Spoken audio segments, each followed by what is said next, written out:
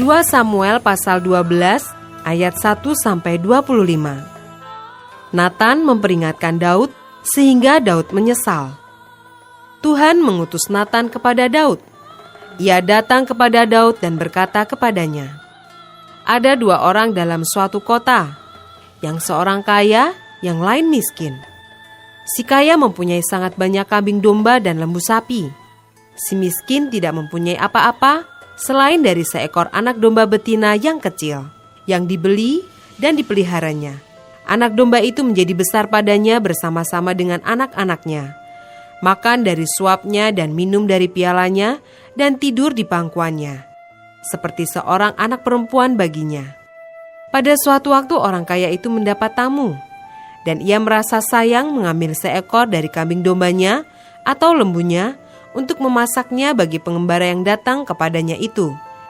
Jadi ia mengambil anak domba betina kepunyaan si miskin itu dan memasaknya bagi orang yang datang kepadanya itu. Lalu Daud menjadi sangat marah karena orang itu, dan ia berkata kepada Natan, "Demi Tuhan yang hidup, orang yang melakukan itu harus dihukum mati. Dan anak domba betina itu harus dibayar gantinya 4 kali lipat, karena ia telah melakukan hal itu dan oleh karena ia tidak kenal belas kasihan." Kemudian berkatalah Natan kepada Daud, "Engkaulah orang itu. Beginilah firman Tuhan Allah Israel. Akulah yang mengurapi engkau menjadi raja atas Israel, dan akulah yang melepaskan engkau dari tangan Saul. Telah kuberikan isi rumah tuanmu kepadamu, dan istri-istri tuanmu ke dalam pangkuanmu. Aku telah memberikan kepadamu kaum Israel dan Yehuda. Dan seandainya itu belum cukup, tentu kutambah lagi ini dan itu kepadamu. Mengapa engkau menghina Tuhan dengan melakukan apa yang jahat di matanya? Uria, orang Het itu, kau biarkan ditewaskan dengan pedang. Istrinya kau ambil menjadi istrimu, dan dia sendiri telah kau biarkan dibunuh oleh pedang Bani Amon. Oleh sebab itu, pedang tidak akan menyingkir dari keturunanmu sampai selamanya, karena engkau telah menghina aku dan mengambil istri Uria, orang Het itu, untuk menjadi istrimu. Beginilah firman Tuhan, bahwasanya malapetaka akan kutimpakan ke atasmu yang datang dari kaum keluargamu sendiri. Aku akan mengambil istri-istrimu di depan matamu dan memberikannya kepada orang lain. Orang itu akan tidur dengan istri-istrimu di siang hari. Sebab engkau telah melakukannya secara tersembunyi, tetapi aku akan melakukan hal itu di depan seluruh Israel secara terang-terangan." Lalu berkatalah Daud kepada Natan, "Aku sudah berdosa kepada Tuhan." Dan Natan berkata kepada Daud, "Tuhan telah menjauhkan dosamu itu, engkau tidak akan mati. Walaupun demikian, karena engkau dengan perbuatan ini telah sangat menista Tuhan, pastilah anak yang lahir bagimu itu akan mati." Kemudian pergilah Natan ke rumahnya, dan Tuhan menulahi anak yang dilahirkan bekas istri Uria bagi Daud sehingga sakit. Lalu Daud memohon kepada Allah oleh karena anak itu. Ia berpuasa dengan tekun, dan apabila ia masuk ke dalam, semalam-malaman itu ia berbaring di tanah. Maka datanglah kepadanya para tua-tua yang di rumahnya untuk meminta ia bangun dari lantai. Tetapi ia tidak mau, juga ia tidak makan bersama-sama dengan mereka.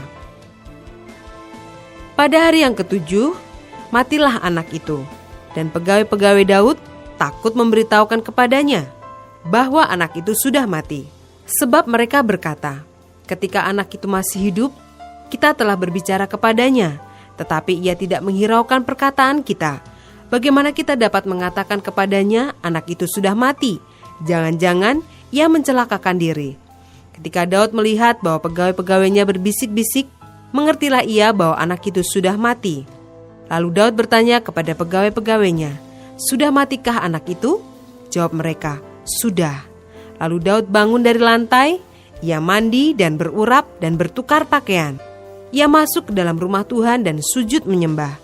Sesudah itu pulanglah ia ke rumahnya, dan atas permintaannya dihidangkan kepadanya roti. Lalu ia makan. Berkatalah pegawai-pegawainya kepadanya, "Apakah artinya hal yang kau perbuat ini? Oleh karena anak yang masih hidup itu, engkau berpuasa dan menangis. Tetapi sesudah anak itu mati, engkau bangun dan makan." Jawabnya, "Selagi anak itu hidup, aku berpuasa dan menangis. Karena pikirku, siapa tahu Tuhan mengasihani aku sehingga anak itu tetap hidup. Tetapi sekarang ia sudah mati. Mengapa aku harus berpuasa? Dapatkah aku mengembalikannya lagi? Aku yang akan pergi kepadanya, tetapi ia tidak akan kembali kepadaku." Kemudian Daud menghibur hati Batsyeba istrinya. Ia menghampiri perempuan itu dan tidur dengan dia. Dan perempuan itu melahirkan seorang anak laki-laki. Lalu Daud memberi nama Salomo kepada anak itu. Tuhan mengasihi anak ini, dan dengan perantaraan Nabi Natan, ia menyuruh menamakan anak itu Yedija oleh karena Tuhan.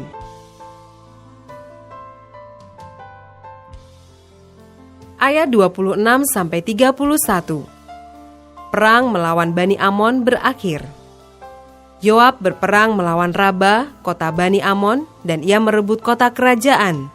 Lalu Yoab menyuruh orang kepada Daud dengan pesan, "Aku berperang melawan kota Raba, dan telah merebut pula kota Air. Oleh sebab itu kumpulkanlah sisa tentara, kepunglah kota itu dan rebutlah, supaya jangan aku yang merebut kota itu, dan jangan namaku menjadi juga nama kota itu." Sesudah itu Daud mengumpulkan seluruh tentara. Ia berangkat ke kota Raba dan berperang melawannya, lalu merebutnya. Ia mengambil mahkota dari kepala raja mereka, beratnya setalenta emas, bertatahkan sebuah batu permata yang mahal, dan itu dikenakan pada kepala Daud. Juga diangkutnya banyak sekali jarahan dari kota itu.